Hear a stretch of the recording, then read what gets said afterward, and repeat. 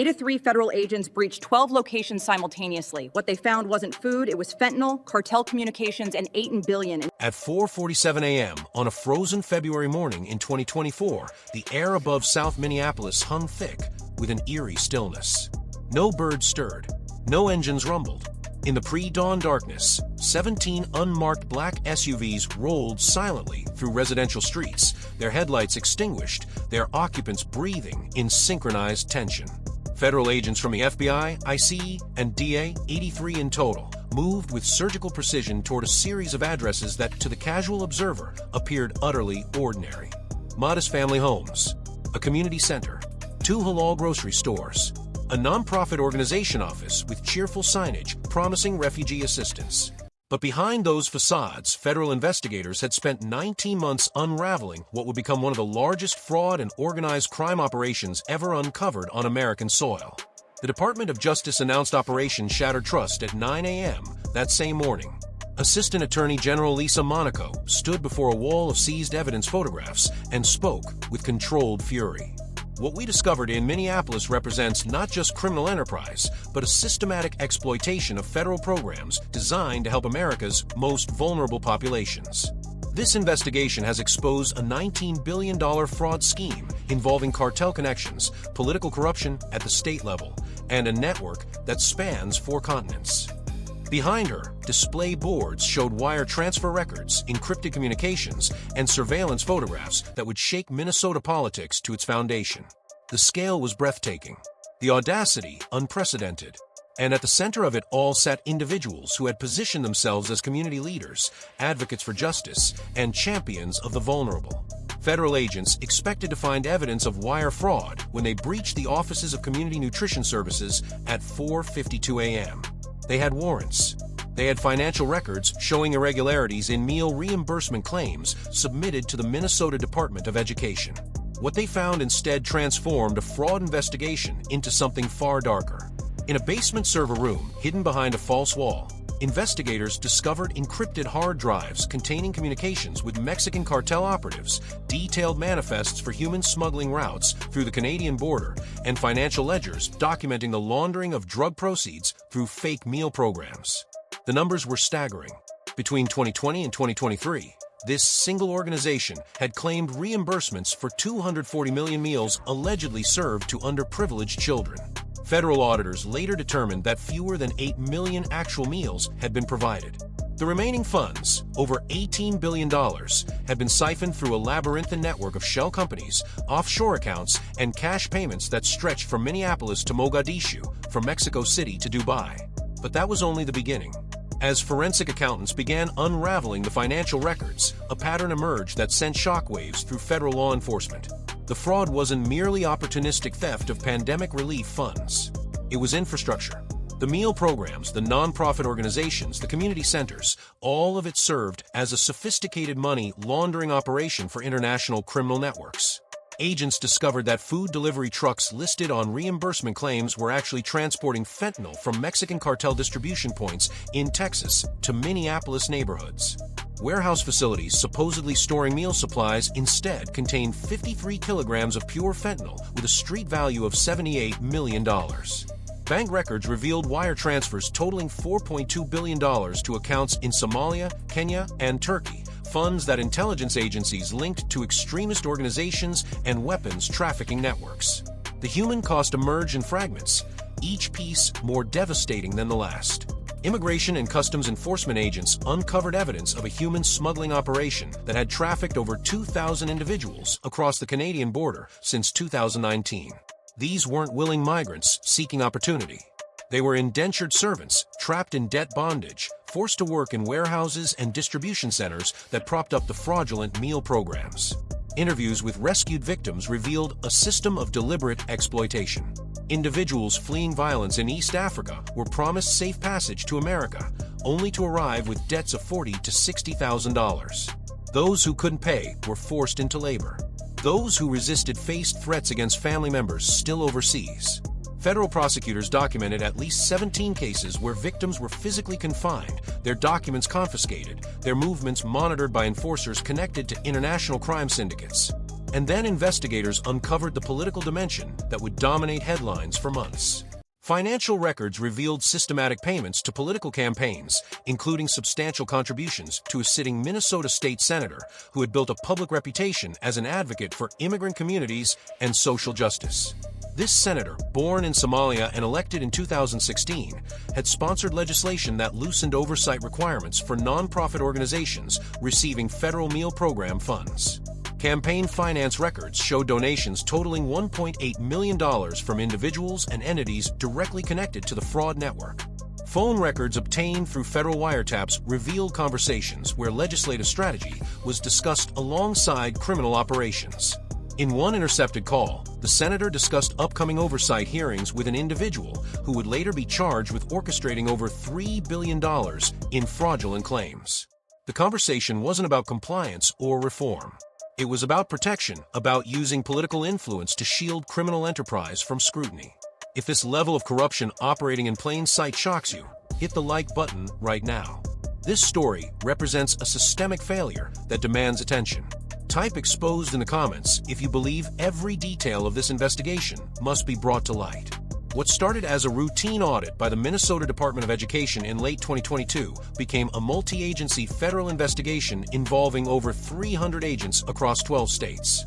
FBI Special Agent Marcus Chun, lead investigator on the case, later described the scope. We began with irregularities in meal reimbursement claims. Within weeks, we were coordinating with DEA on fentanyl trafficking, with IC on human smuggling, with FinCEN on international money laundering, and with the State Department on potential national security threats. This wasn't just fraud. This was a full-spectrum criminal operation using American social programs as cover for activities that endangered national security. The investigation required the deployment of sophisticated surveillance technology, the infiltration of encrypted communication networks, and coordination with international law enforcement agencies in 7 countries. Forensic analysis revealed that the network had grown so sophisticated that it operated legitimate businesses alongside criminal enterprises, creating a facade of normalcy that fooled auditors, politicians, and community members for years. The infrastructure of deception was breathtaking in its complexity. Investigators mapped out over 200 shell companies, each carefully structured to obscure ownership and facilitate the movement of illicit funds. These entities had business names that sounded legitimate: Community Meal Solutions, Urban Youth Nutrition, Heritage Food Services, Pathway Development Corporation. They filed tax returns. They maintained professional websites. They issued press releases about serving underprivileged communities. Behind the corporate veil, however, these organizations existed solely to process fraudulent claims and launder criminal proceeds. Bank records showed a dizzying array of transactions designed to fragment large sums into smaller amounts that evaded reporting requirements. A single fraudulent meal claim of $10 million would be split across 40 different accounts, transferred through 3 layers of intermediary companies, converted into cryptocurrency, moved through overseas exchanges, and eventually repatriated as seemingly legitimate business income or real estate investments. Real estate became a critical component of the laundering operation. Federal agents identified 127 properties purchased with fraud proceeds between 2020 and 2023. These ranged from luxury condominiums in downtown Minneapolis to commercial warehouses in suburban industrial parks to lakefront mansions in exclusive neighborhoods. The properties served multiple purposes. They stored illicit goods, they housed criminal operatives, they provided venues for money laundering through false rental agreements and construction contracts, and they functioned as symbols of success that enhanced the credibility of the individuals running the operation. One property in particular, a 12,000 square foot mansion in Edina purchased for $2.7 million in cash, belonged to a nonprofit director who claimed annual income of $95,000 on tax returns. When agents searched the residence, they found $470,000 in cash hidden in false compartments, luxury vehicles worth over $1 million, and documents detailing offshore accounts in 4 countries. Share this video immediately. The mainstream media has barely scratched the surface of this scandal. Every American needs to understand how federal programs meant to help children were hijacked by criminal networks with international reach. At 4:41 a.m. on March 14, 2024, the coordinated takedown began. Across 7 states simultaneously, federal agents executed 63 search warrants and 27 arrest warrants in what officials described as one of the largest coordinated law enforcement operations in the region's history. In Minneapolis alone, 12 locations were breached within a 7-minute window. Tactical teams used battering rams to enter fortified locations where suspects had installed reinforced doors and surveillance systems. At a warehouse in Brooklyn Center, agents encountered armed security and had to deploy flashbang grenades to secure the premises. Inside, they found not meal supplies but sophisticated drug processing equipment, vacuum sealers for packaging fentanyl, and distribution manifests showing deliveries to 17 states. At the nonprofit office that had claimed to serve 38,000 meals daily, agents found exactly 14 boxes of granola bars and a bank of computers running software designed to generate fraudulent documentation automatically, creating fake invoices, false attendance rosters, and fabricated delivery records by the thousands. The arrests read like a who's who of Minneapolis community leadership. A nonprofit executive director who had received multiple humanitarian awards. 3 individuals who served on state advisory boards for refugee services. The owner of a media company that had portrayed itself as a voice for East African communities. A former school district employee who had facilitated the approval of fraudulent meal sites. And the state senator whose political rise had paralleled the expansion of the criminal network. As suspects were led away in handcuffs, body camera footage captured the reaction of one agent entering a supposed meal distribution center. There's nothing here. No kitchen equipment, no storage, no infrastructure to feed anyone, just empty rooms and file cabinets full of fake paperwork. The evidence seizure took 3 full days. Federal agents removed over 400 boxes of financial records, 67 computer systems, 180 mobile devices, and hard drives containing over 8 terabytes of encrypted data. Forensic analysis of these materials would eventually reveal the full scope of the conspiracy. Cryptocurrency wallets holding over $93 million in Bitcoin and Ethereum. Communications with cartel operatives in Sinaloa detailing fentanyl shipments and payment terms. WhatsApp messages discussing bribes to officials and strategies for intimidating potential witnesses. Voice recordings of meetings where participants openly discuss the fraud as a means of funding other criminal ventures. In one particularly damning audio file, a nonprofit director explained to associates how pandemic relief programs created the perfect opportunity because oversight was minimal, the money was flowing, and nobody was asking hard questions about organizations serving immigrant communities. The financial forensics painted a picture of breathtaking theft. Between January 2020 and December 2023, the network had submitted claims for over $19 billion in meal reimbursements to state and federal programs. Auditors determined that approximately $17.2 billion of those claims were fraudulent, representing meals never prepared, never delivered, never consumed. The money had instead financed drug trafficking operations, human smuggling networks, real estate empires, luxury vehicles, international wire transfers to conflict zones, and lavish personal lifestyles for individuals who portrayed themselves as humble nonprofit servants. One defendant had purchased 6 luxury vehicles totaling $890,000 while claiming to operate a charitable feeding program for underprivileged children. Another had transferred $47 million to accounts in Kenya and Somalia, while her nonprofit claimed to be barely covering operational costs. Type justice in the comments if you believe every individual involved in this scheme should face the maximum penalty under federal law. This wasn't white-collar crime. This was organized criminal enterprise that endangered communities and exploited vulnerable populations. The prosecution moved with unusual speed and force. The Department of Justice charged 27 individuals under the Racketeer-Influenced and Corrupt Organizations Act, typically reserved for mafia prosecutions and drug cartels. The charges included wire fraud, money laundering, conspiracy, drug trafficking, and human smuggling. The lead defendant, a nonprofit executive who had personally controlled over $5 billion in fraudulent claims, faced a potential sentence of 340 years in federal prison. The state senator faced separate charges of bribery, corruption, and conspiracy, with prosecutors arguing that she had used her political position to facilitate and protect a criminal enterprise in exchange for substantial financial benefit. Federal prosecutors made clear they would seek asset forfeiture of all properties, vehicles, and financial accounts connected to the fraud, a total value exceeding $3.8 billion. But the true impact extended far beyond individual prosecutions. The scandal exposed systematic failures in government oversight that had allowed such massive fraud to flourish for years. The Minnesota Department of Education had approved meal programs without conducting site visits or verifying organizational capacity. Federal agencies had distributed billions in pandemic relief funds with minimal safeguards or auditing requirements.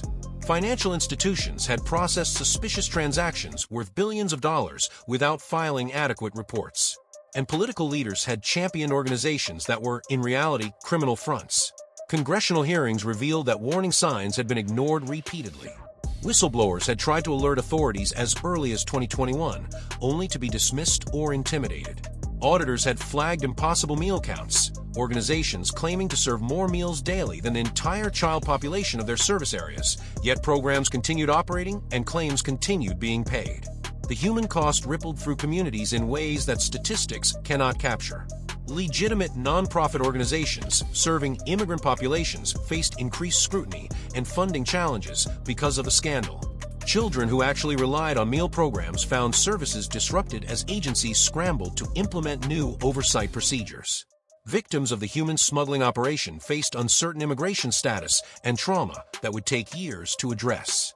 And communities that had trusted these organizations as pillars of support discovered that their advocates had been exploiting them, using their struggles and vulnerabilities as cover for enriching themselves and funding international criminal networks.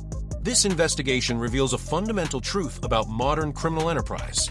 It thrives not in dark alleys but in conference rooms, not through violence but through paperwork, not by avoiding institutions but by infiltrating them. The perpetrators of this scheme didn't hide from government oversight. They weaponized it, turning social programs into profit centers and community advocacy into criminal infrastructure. They cultivated political connections, they built public reputations as champions of justice, and they operated in plain sight while funneling billions into networks that trafficked drugs, exploited vulnerable immigrants, and potentially funded extremist organizations overseas. The audacity is matched only by the systematic failures that enabled it. If you believe this story must reach every American, hit the subscribe button and share this video across every platform you use. Type accountability in the comments to demand that every individual involved faces the full force of federal prosecution. And ask yourself this question as you go about your day. How many other operations are running right now, hidden behind the facade of charitable work and community service, exploiting the very programs designed to protect our most vulnerable?